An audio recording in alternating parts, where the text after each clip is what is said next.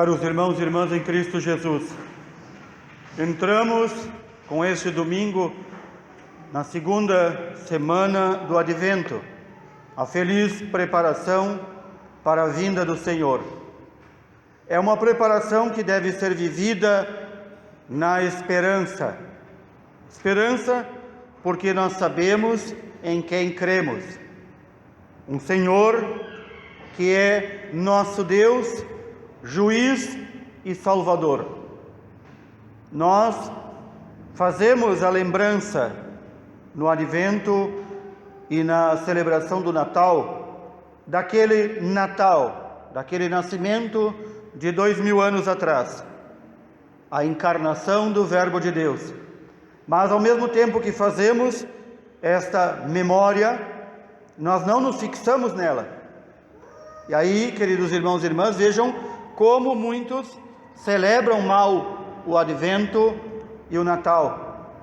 Já estão preparados e preocupados em preparar árvore, bolo, presente, luzes que piscam e tantas outras coisas que são bonitas para as crianças, mas não para o nosso crescimento da nossa fé.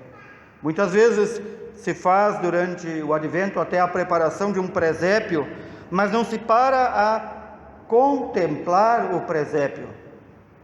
A mensagem do presépio, que é a mensagem de Deus Todo-Poderoso, que desce à terra por amor a nós e se encarna na mais extrema pobreza e exclusão.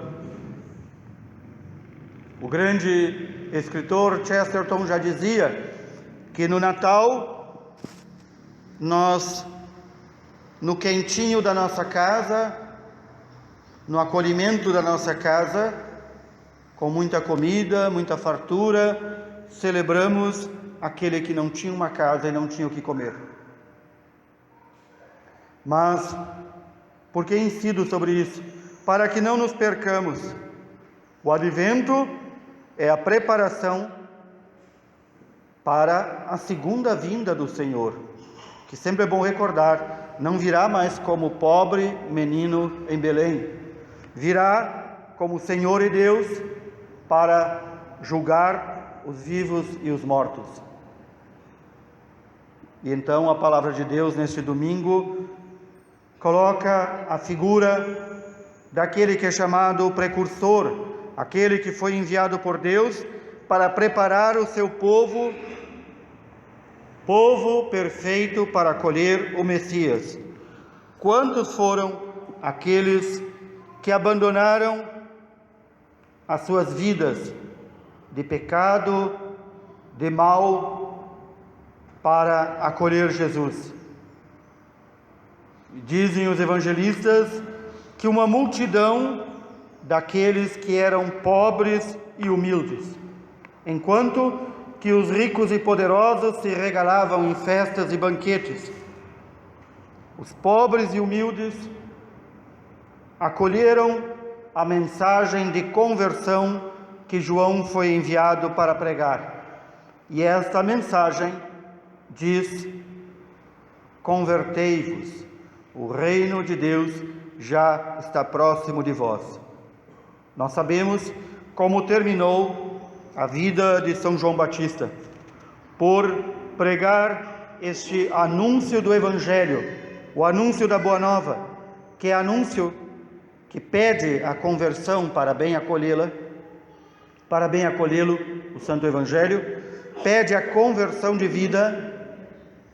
João morreu degolado, dando assim testemunho mais perfeito de Cristo. Qual foi a primeira pregação de nosso Senhor Jesus Cristo? Quais foram as suas primeiras palavras no início do seu ministério após a morte de João? Convertei-vos e crede no Evangelho. Convertei-vos. Portanto, esta é a tarefa a qual todos nós somos primeiramente convocados. Muito se fala na igreja nos dias de hoje que é importante o testemunho. Mas como vai dar testemunho se não se converteu? Se não mudou a sua mentalidade, o seu modo de pensar, seu modo de agir. Como vai dar testemunho quem não tem obras para apresentar a Deus? Esse testemunho vai ser apenas de boca, da boca para fora, como dizemos popularmente. Muita gente pensa em se capacitar em cursos, em encontros, em assembleias, em tantas coisas, mas a sua vida não muda. Porque a mudança de vida, a qual somos convocados primeiramente pelo Evangelho do Senhor, significa parar e pensar, ver quais passos já demos, o que é que tenho que alterar na minha vida. A palavra de Deus utiliza um termo, metanoia, significa mudança de mentalidade, mudança de modo de pensar. Aquele que se converte já não pode mais pensar como um pagão, e já não pode mais viver como um pagão. Tem que ser e procurar ser totalmente de Deus. E este não é um convite, é uma convocação do Senhor. Para isso Ele deixou a sua igreja, para nos chamar, clamar aos nossos ouvidos a mensagem da conversão. Todos nós, da criança que foi batizada hoje ao Santo Padre, o Papa Francisco, todos nós necessitamos diariamente traçar este caminho de conversão. A meta nós já sabemos qual é: sermos dignos de sermos recebidos no reino da eterna glória. O modelo nós já sabemos, é nosso Senhor Jesus Cristo. Notemos o que São Paulo disse neste pequeno trecho da carta aos Romanos: Cristo tornou-se servo para honrar a veracidade de Deus, confirmando as promessas feitas aos pais.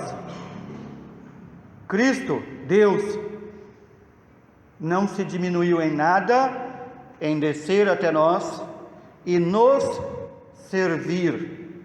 Para quê? Para apontar que este é o caminho que leva ao céu. Não há outro caminho.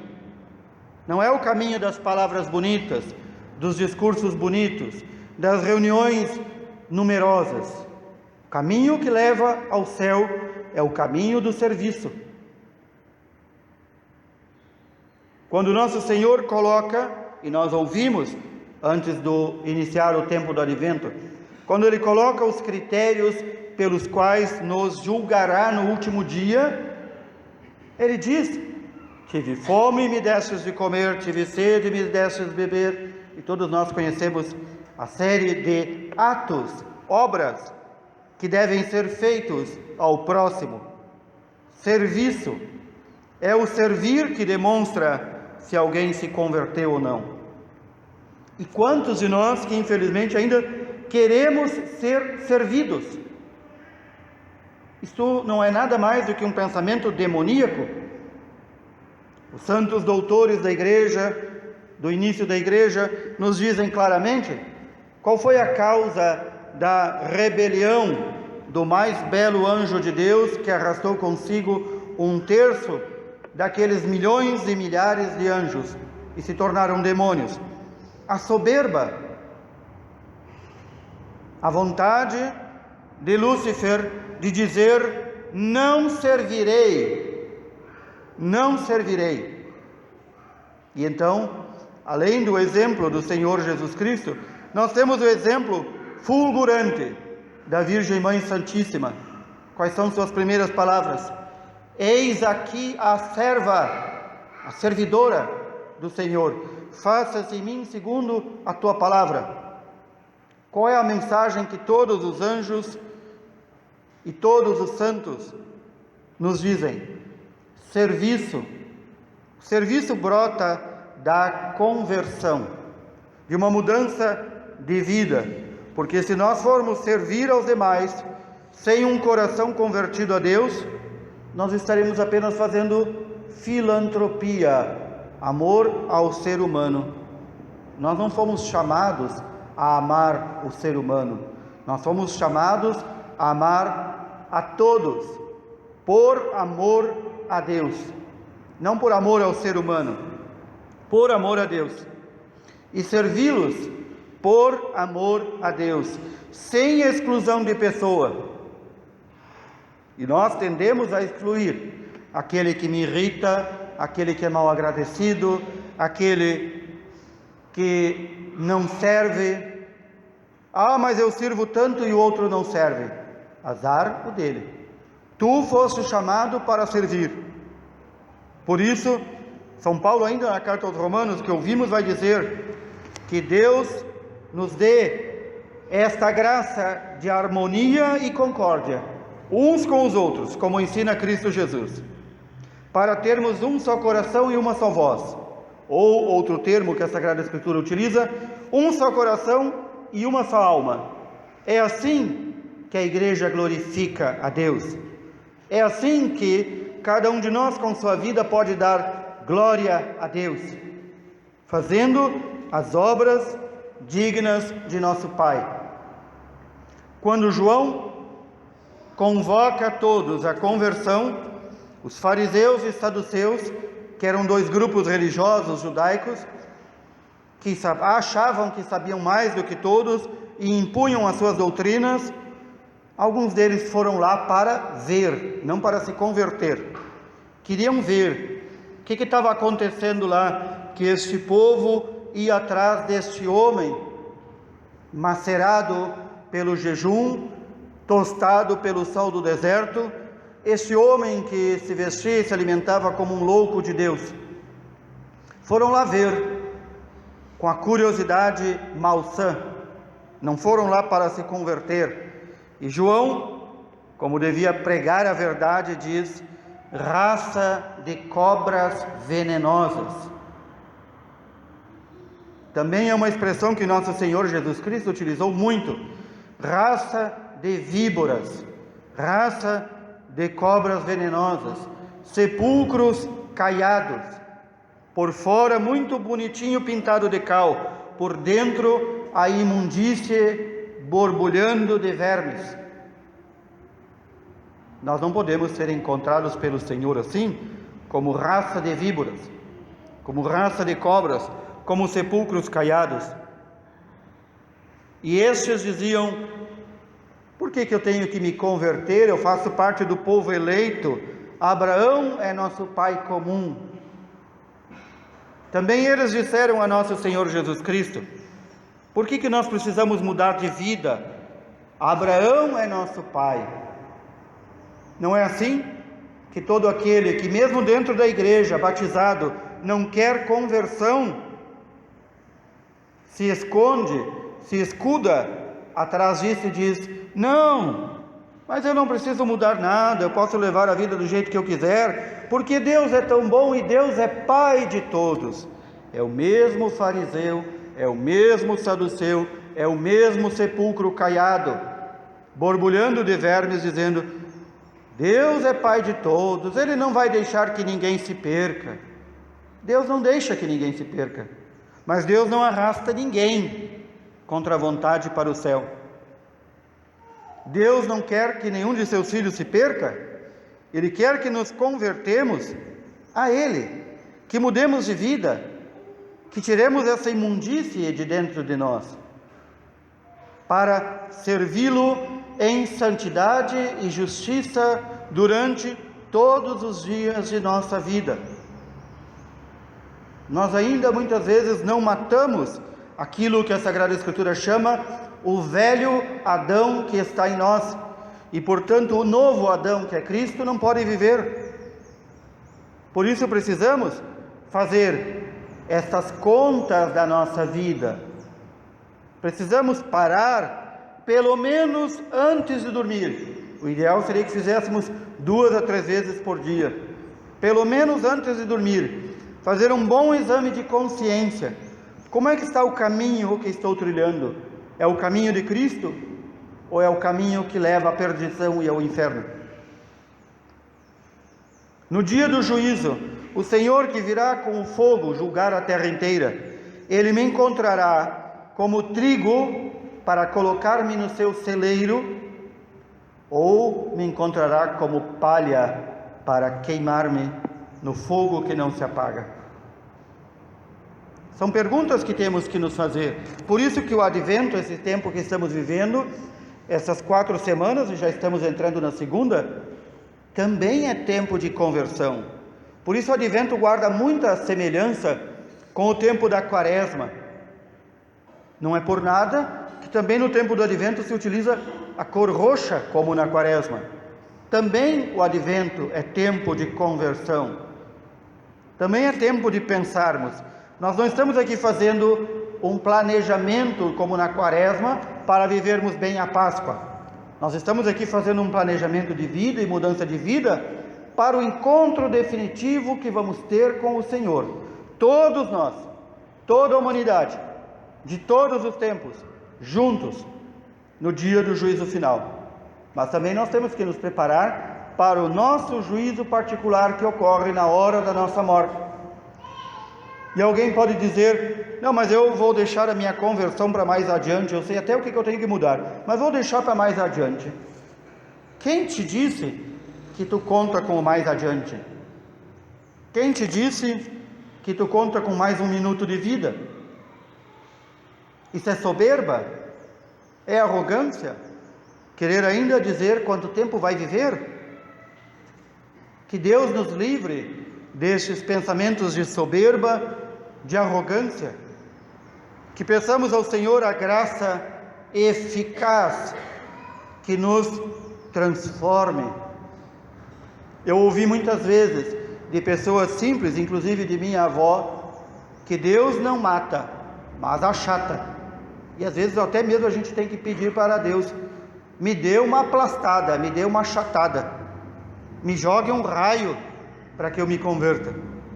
Às vezes nós mesmos temos que pedir isso, para que aqueles vermes do nosso pecado dentro do nosso sepulcro não continuem vivos, para que a gente possa sair deste sepulcro. Que o cristão não foi chamado para viver num sepulcro, ele foi chamado para ser fonte, para ter água límpida. Como disse nosso Senhor: aquele que o recebe, dele brotarão rios de água viva. O cristão não foi chamado para viver acabrunhado, com cara de morto-vivo, de zumbi se arrastando. Ele foi chamado para ser sal da terra e luz do mundo, para que aqueles que não creem, vendo o testemunho de nós cristãos, se convertam também. Como é que nós fazemos isso? Mudando radicalmente nossa vida, colocando como modelo final o próprio Senhor Jesus, ou como tantas vezes nos diz São Paulo: revesti-vos de Cristo Jesus, configurai-vos a Cristo Jesus.